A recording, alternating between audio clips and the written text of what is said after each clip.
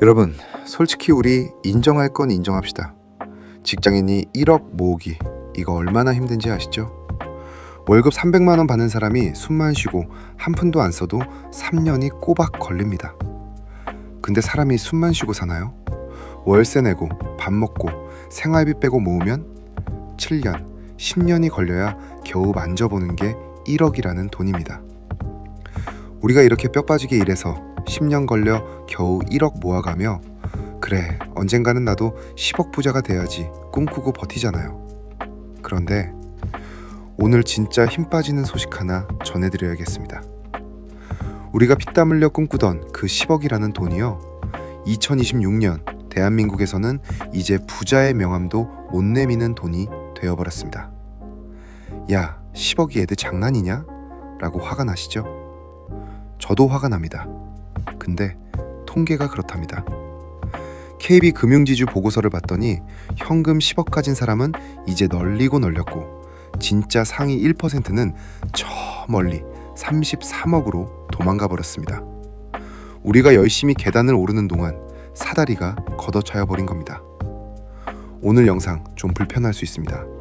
하지만 이 잔인한 현실을 직시해야 우리가 앞으로 10년 동안 삽질하지 않을 수 있습니다. 도대체 부자의 기준이 얼마나 높아진 건지, 그리고 월급쟁이인 우리가 이 미친 격차를 따라잡을 방법이 있기는 한 건지 냉정하게 따져보겠습니다. 자, 숫자로 증명합니다. KB금융지주 2025 한국 부자 보고서를 봅시다. 대한민국에서 현금만 10억 넘게 굴리는 사람 약 47만 6천 명입니다. 인구의 0.92%죠. 0.92%면 상위 1% 맞네? 하실 텐데 여기가 함정입니다. 이건 말 그대로 현금만 10억 있는 겁니다. 진짜 부자의 기준인 순자산, 즉 빚 빼고 내 돈으로 따지면 이야기가 완전히 달라집니다.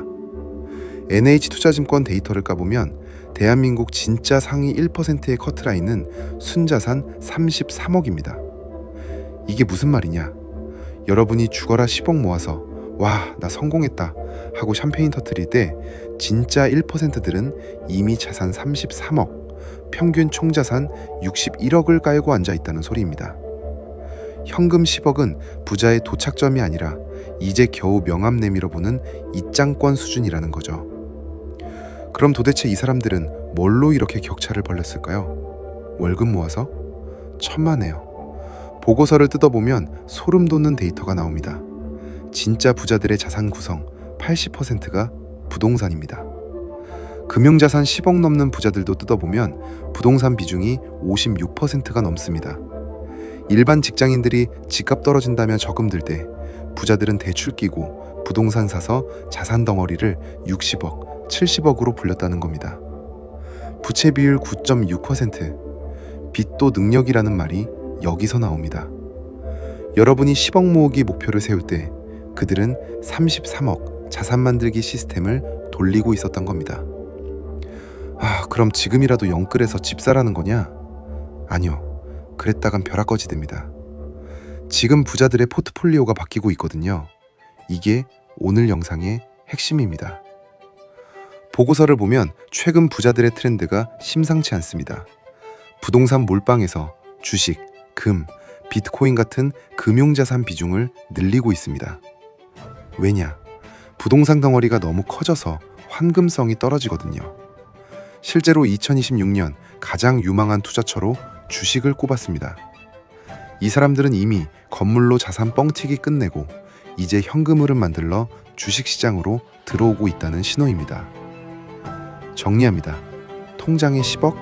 훌륭한 돈입니다. 하지만 그걸로 부자놀이 하기엔 턱없이 부족합니다.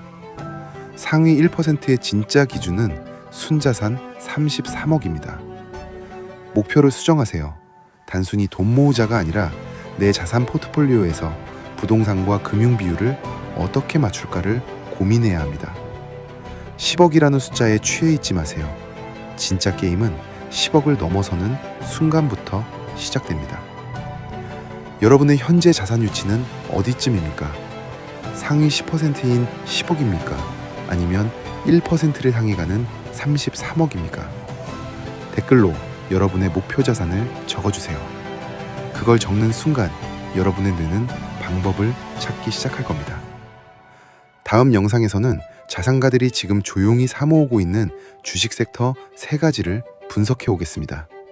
구독과 좋아요 눌러주시는 모든 분들께 오늘의 행운을 보냅니다. 오늘도 화이팅 하세요.